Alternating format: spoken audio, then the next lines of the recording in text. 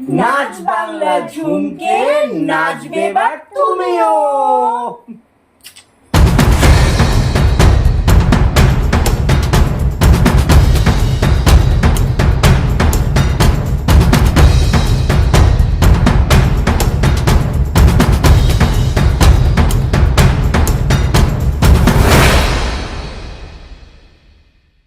সোমো, আজকে আমাদের সেই সন্ধিক্ষণ না, নাচ বাংলা আজকে আমাদের গ্র্যান্ড ফাইনাল। সবাই এমন সেজে থাকে সোমো, এই যে প্রত্যেকের সাথে কথা বলো সোমো তুমি। গ্র্যান্ড ফিনালেতে আজকে চলে এসেছিস জানিস তো? হ্যাঁ, কেমন এক্সাইটেড? হ্যাঁ, কেমন এক্সাইটেড? কেমন লাগছে আর কি? তোর কেমন লাগছে? খুব ভালো লাগছে। ফাটিয়ে দিবি তো আজকে? হ্যাঁ, ফাটিয়ে দিবি তো? তোমার নাম বলো। ওর অবস্থা দেখো, এখন থেকেই নাচছে কিন্তু। পাশে বন্ধু বলে ভাবিস না, তোকে কিন্তু ওখানে একটুও স্তূপ দেবে না। তোমার কেমন লাগছে? খুব ভালো লাগছে। এক্সাইটেড না একটু ভয় লাগছে? একটু ভয় না? একটু ভয়। বাড়িতে খেয়ে দিয়ে এসছো তো? কি খেয়ে এসছো? দেখো না চিনি কেমন আছে। এই চিনি তোমার কেমন লাগছে? চিনি কি বলবি বল? আমার ওদের জন্য খুব ভয় লাগছে। কোথাও একটা ভালো লাগা আছে, কোথাও একটা খারাপ লাগাও আছে, কিন্তু সবকিছু শেষ মানে সেখান থেকেই শুরু, এবং শুরু মানে সেখান থেকেই শেষ। আমার কিন্তু ভীষণ ভালো লাগছে যে আমরা একসাথে একটা পরিবারের মতো কাজ করছি। এখানে গার্জেনরাও আছে, কচি কাচার দল আছে। আমরা গার্জেনদেরও শুনবো তাদের টেনশন কেমন, তাদের প্রস্তুতি কেমন। চলো একটু ওইভাবে থেকে ঘুরে আসি। আমরা অনেক গার্জেন আছে। নাচ বাংলা ঝুমকের গ্র্যান্ড ফিনালেতে চলে এসেছি। সঙ্গে রয়েছে অনেক কচিকাচা খুদের দল এবং সঙ্গে রয়েছে তাদের গার্জিয়ানও। আজকে সবার মধ্যে এক্সাইটমেন্ট রয়েছে, একটু টেনশন রয়েছে, একটু হার্টবিট কোথাও কোথাও বেড়ে গেছে। একজন গার্জিয়ানের মুখে শুনে নেই তার বাড়িতে এই কদিন কতটা চাপ গেছে এবং আজকে সে আলটিমেটলি কতটা এক্সাইটেড। বলুন কেমন লাগছে? ভীষণ এক্সাইটেড। আর আমাদের প্রত্যেক দিন 12টা 1টা পর্যন্ত প্র্যাকটিস, ঠিক আছে? তো আমরা নাচ ছাড়া আমরা পড়াশোনাকে এই এক সপ্তাহ আমরা দীর্ঘ 2 মাস প্রায় সব কিছু স্টপ করে পুরো নাচের প্রতি আমরা একদম। আর তার সাথে আনন্দও তো ছিল, এক্সাইটমেন্ট ছিল। হ্যাঁ, ভালো লাগছে। এত বড়টা স্টেজ পেয়েছি আমাদের আরটি বাংলা চ্যানেলের পক্ষ থেকে। বয়স কত? 4.5 বছর। আচ্ছা, আপনার মুখ থেকে একটু শুনে নিই, আপনার মেয়ে যে আজকে গ্র্যান্ড ফিনালে পৌঁছে গেছে, আপনি নিজে ব্যক্তিগতভাবে কতটা এক্সাইটেড? খুব ভালো লাগছে, মানে খুবই এক্সাইটেড। যেহেতু এত পর্যন্ত এসে পৌঁছেছে, এত পর্যন্ত আসতে পারবে ভাবতে পারিনি যে এই জায়গায় এসে পৌঁছে গেছে। একটু ভয় বা টেনশন কি কাজ করছে? অবশ্যই করছি। মেয়ের উপর কোনো চাপ সৃষ্টি করেননি না, তো? না, না। এই প্রথমবার কোনো ডিজিটাল প্ল্যাটফর্মে অনুষ্ঠিত হলো সবচেয়ে বড় ডান্স রিয়েলিটি শো। দীর্ঘ 2 মাসের কর্মসূচি। গত মে মাসে প্রায় 250 জনকে নিয়ে হয়ে গিয়েছিল কলকাতায় ধুমধাম করে অডিশন। সেখান থেকে 36 দিনকে নিয়ে শুরু হলো RTV বাংলা প্রেজেন্টস নাচ বাংলা ঝুমকে নাচবে এবার তুমিও। দেখতে নাচ বাংলা ঝুমকের বি গ্রুপের পার্টিসিপেন্টরা কিন্তু রেডি হয়ে গেছে। তাদের এই মুহূর্তে উত্তেজনা তুঙ্গে এবং মনের মধ্যে কি চলছে সেটা সবটা জেনে নেব। কেমন লাগছে বল আজ কিন্তু গ্র্যান্ড ফিনালে?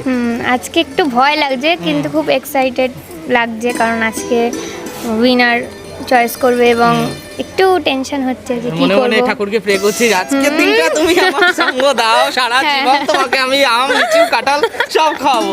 তোর মনের মধ্যে কি চলছে? আমার প্রচন্ড ভয় লাগছে। সেটা তো মুখে বিন্দু বিন্দু ঘাম দেখেই বোকা পড়েছে। এসির মধ্যে থেকেও আমাদের পার্টিসিপেন্ট এরকম ভাবে ঘামছে। আর টিভি বাংলার এই অপপ্রচার আমি অ্যাঙ্কার মেনে নেবো না। তোর কেমন লাগছে? এই আমি তো মুখ একদম না, সুন্দর মেকআপ করে। আমার একটু নার্ভাস লাগছে হালকা হালকা। হ্যাঁ, কিন্তু হাসিতে সেটা অনেকটা ম্যানেজ করার চেষ্টা করছিস যাতে বাকিরা বুঝতে না পারে যে তোর টেনশন কাজ করছে। হ্যাঁ হ্যাঁ। তাহলে নাচ বাংলা ঝুমকের মঞ্চে এইভাবেই চলছে বিভিন্ন রকম তোড়জোড়। এবার গার্জিয়ানদের মধ্যে কি তোড়জোড় চলছে সেটা একটু দেখে নেব। চলুন চলে আসুন। ডান্স রিয়েলিটি শো এর পথ চলা 11 দিন ব্যাপী চলল শুটিং এবং গত 16 জুন গ্রুপ এ এবং গ্রুপ বি ফাইনাল। 36 থেকে গ্রুপ এতে 8 জন এবং গ্রুপ বিতে 8 জন করে ফাইনালে অংশগ্রহণ করলেন। বেছে নেওয়া হলো সেরা, first runner up, second runner up. এছাড়া বাছাই করা হলো আরও অনেক প্রতিভাকে। অংশগ্রহণকারীদের জন্য ছিল নানান আকর্ষণীয় পুরস্কার, মাফেলের তরফ থেকে সবচেয়ে বড় উপহার। এছাড়া new Shatarupa computer centre, max smile dental clinic, Babu culture restaurant এবং ডিজিটাল ঘরের তরফ থেকে ছিল একাধিক পুরস্কার। নাচ বাংলা ঝুমকে নাচবে এবার তুমিও, পাওয়ার্ড বাই মাফেল। গ্র্যান্ড ফিনালে কিন্তু আমরা চলে এসেছি। আর গ্র্যান্ড ফিনালেতে যখন আমি রয়েছি তখন গার্জিয়ানদের মধ্যে এই মুহূর্তে কী উত্তেজনা। সকাল থেকে তারা বা এই কদিন তারা বাড়িতে ছেলে মেয়েদের কীভাবে গ্রুম করলো, তাদের উপর চাপ সৃষ্টি করলো, নাকি রিল্যাক্স হইতে তাদেরকে ডেকে নিয়েছে, থাকতে দিয়েছে, সেটা সবটাই তাদের মুখ থেকে জেনে নেব। প্রথমে জেনে নিই আপনার পার্টিসিপেন্টের নাম কি? সুপ্রীতি গুহ। আচ্ছা, ও যদি ভবিষ্যতে নাচটাকেই প্রফেশন হিসেবে বেছে নেয় তাহলে কি আপনি খুশি হবেন? একদম। আর গ্র্যান্ড ফিনালে যে মেয়ে পৌঁছে গেছে কতটা এক্সাইটেড? এটা তো এক্সাইটেড মানে বলে বোঝাতে পারবো না।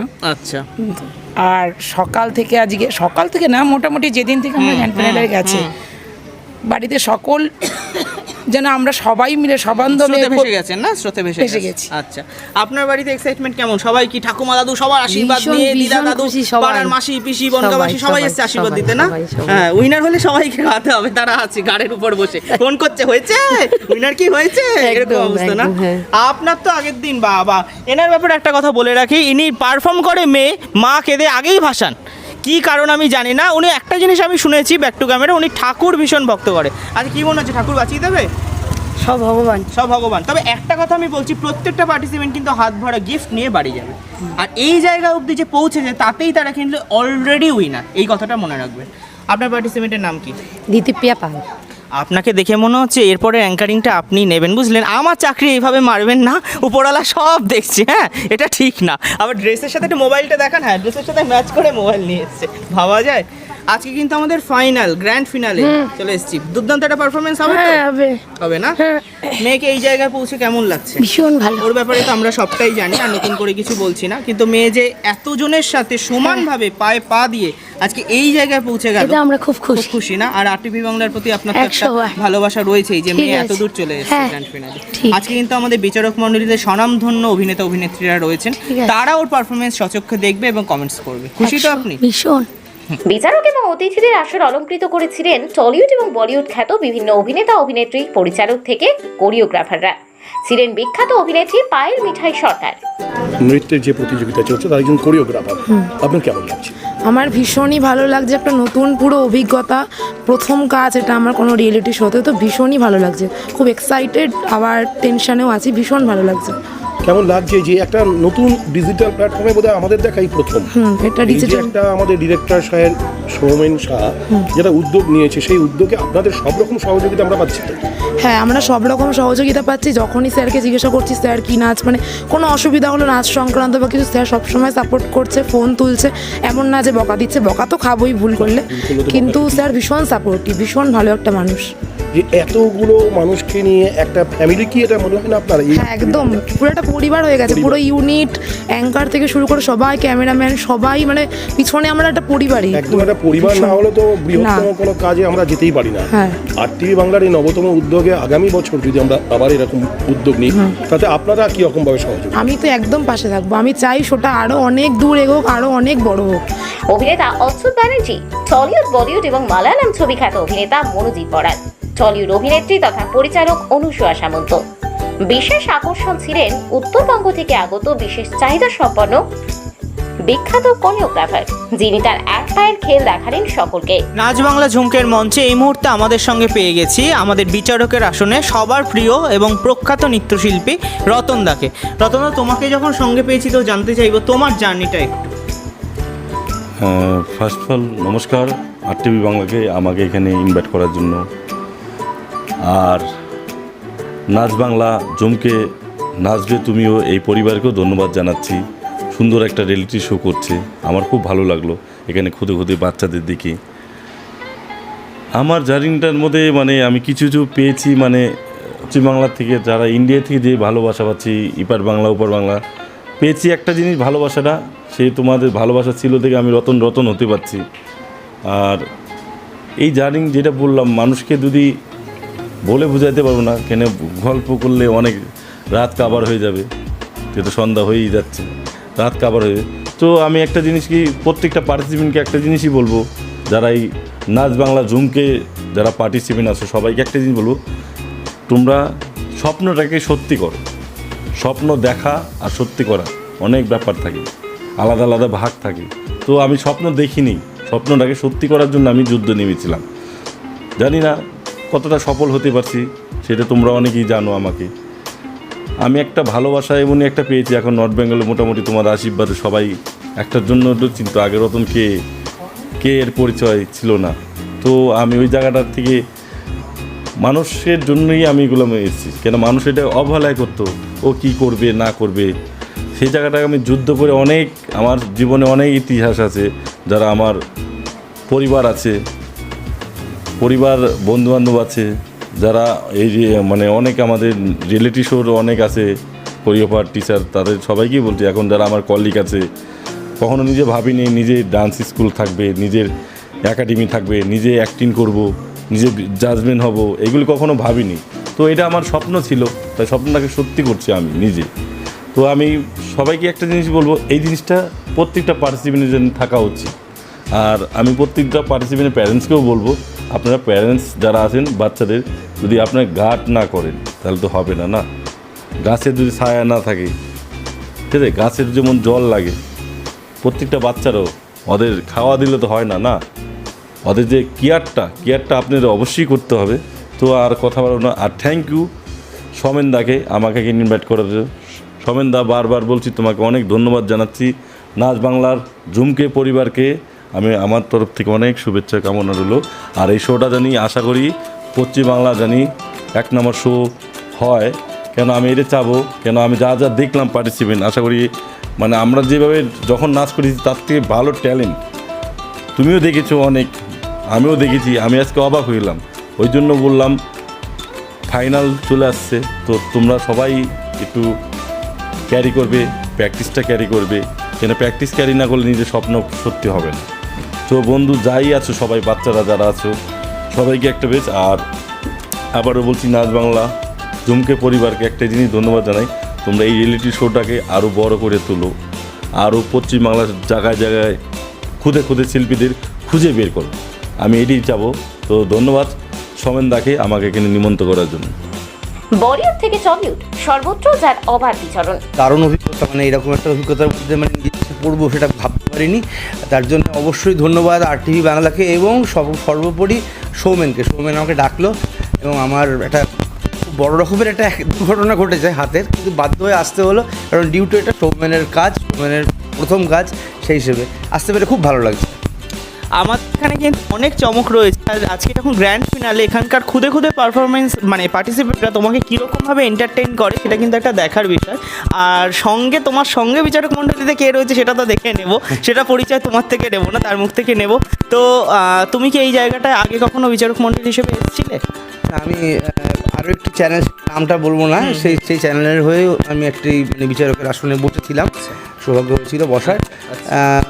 যাই হোক, সেটা ছিল, কিন্তু সেটা একটা অন্য চ্যানেল, ডিফারেন্স। কিন্তু প্রথমবার এখানে এলাম। RTV বাংলার সকলকে ধন্যবাদ। আর এরকম একটা অনুষ্ঠান করার জন্যে আমার তরফ থেকে খুদে পার্টিসিপেন্টদের এবং মানে সর্বোপরি সবাই, বিচারক থেকে যারা ক্যামেরা ধরছে, তুমি, প্রত্যেকে, মানে সব থেকে বড় হচ্ছে সৌমেন একটা অর্গানাইজ করেছে, খুব ভালো লাগছে। ভালো হোক, আমরাও দেখবো, মজা করবো।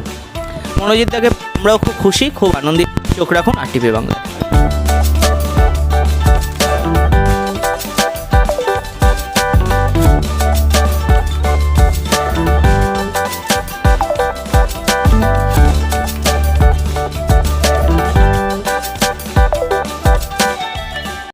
বাংলা প্রেজেন্স নাচ বাংলা ঝুমকে নাচবে এবার তুমিও। আজকে পৌঁছে গেছি আমরা গ্র্যান্ড ফিনালে। আর গ্র্যান্ড ফিনালে বিচারকের আসনে যাকে আমরা পেয়ে গেছি, one and only evergreen gorgeous অনুষাদি। কেমন আছো বলো?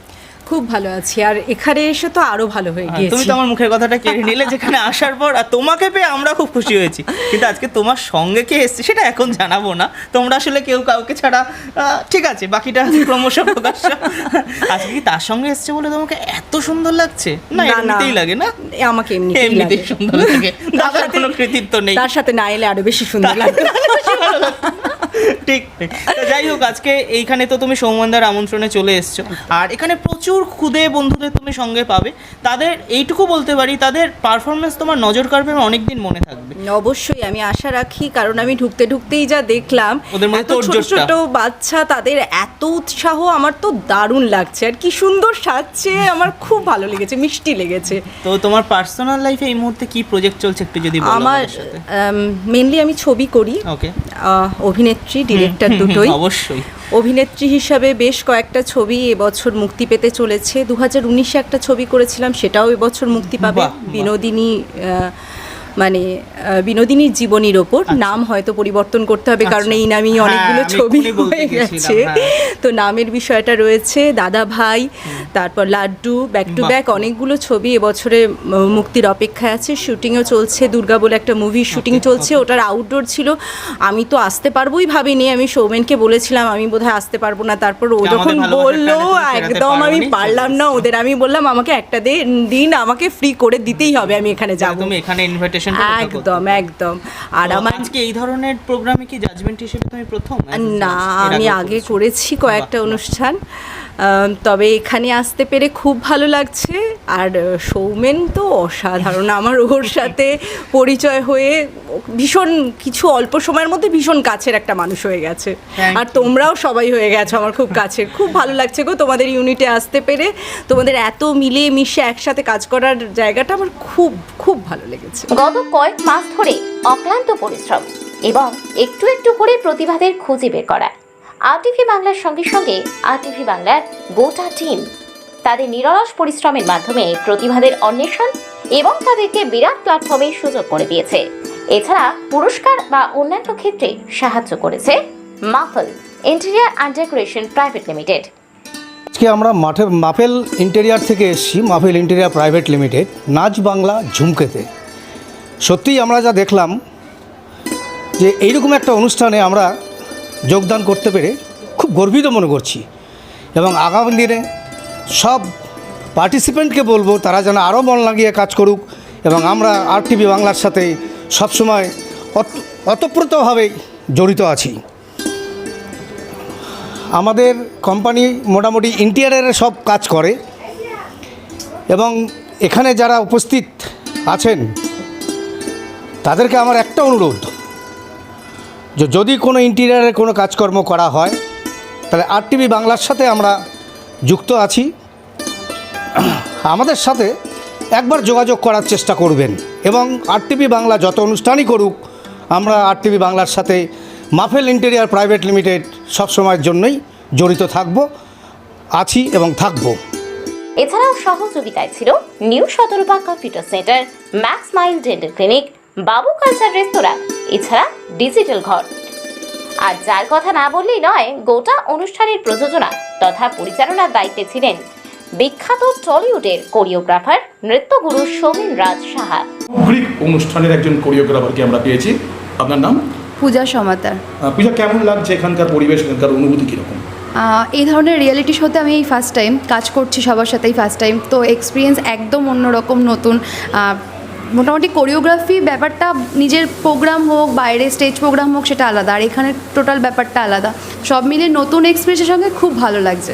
আচ্ছা, এই যে আমাদের পুরো টিমটাকে কি একটা পরিবারের মতো মনে হয় না? একদম একদম। প্রথম দুটো দিন আমাদের সত্যি খুব আনন্দে কেটেছে। আজকে একটু সবাই গম্ভীর, কারণ আজকে এলিমিনেশন আছে, তো সেটার জন্য একটু সিরিয়াস আছি। সবাই নিজেদের মতো করে করছে, এবার কে এলিমিনেট হবে তার জন্য একটু চিন্তা। আমার নিজেরটা হলে তো চিন্তা থাকবেই, আর যারা মানে সবাই বাচ্চারা তো সবাই নিজেদের মতনই, কেউ যেই হোক না কেন তার জন্যই খারাপ লাগবে। না না, আমরা তো চাই সবাইকে নিয়ে একটা পরিবার হয়ে থাকতে। আরটিভি বাংলা মানেই একটা গোটা পরিবার, সেখানে শুধু ডিরেক্টর মুখ্য না, মুখ্য এই আপনারাও কোরিওগ্রাফাররাও, অবশ্যই আমাদের স্টুডেন্টসরাও, কেন ওরাই তো আমাদের একটা অ্যাসেট, তাই না? সেটাই সেটাই। আগামী প্রজন্মকে এই যে তুলে আনা একটা চেষ্টা আমাদের ডিরেক্টর সৌমেন শাহ নিয়েছে, নবীন প্রজন্মকে এই একটা সুস্থ সংস্কৃতির বাতাবরণে নিয়ে আসার।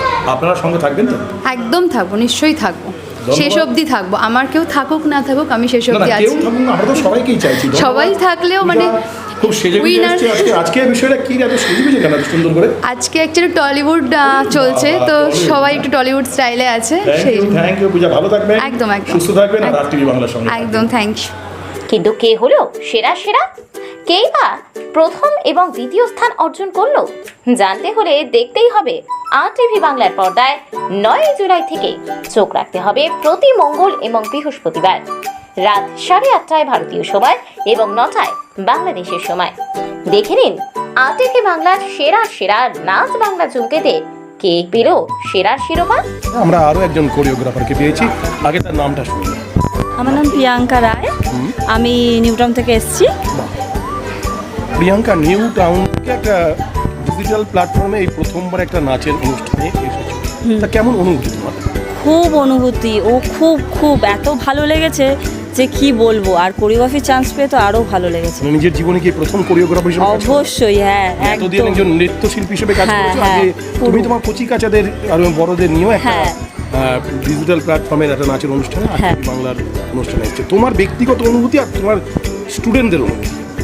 স্টুডেন্টদের তো খুবই পরিমাণে ভালো লাগছে, আর আমার তো আরও বেশি ভালো লাগছে যে ওদেরকে আমি তুলিয়ে এত যে পারফর্ম যে এত সুন্দর করছে, এত সুন্দর পারফরমেন্সের কথাবার্তা শুনে ভালো লাগছে, যে পারফর্ম করেছে ভালো লাগছে, এতগুলো যে মানে বিচারকরা বলছে সেগুলো শুনেও আমার ভালো লাগছে বেশ।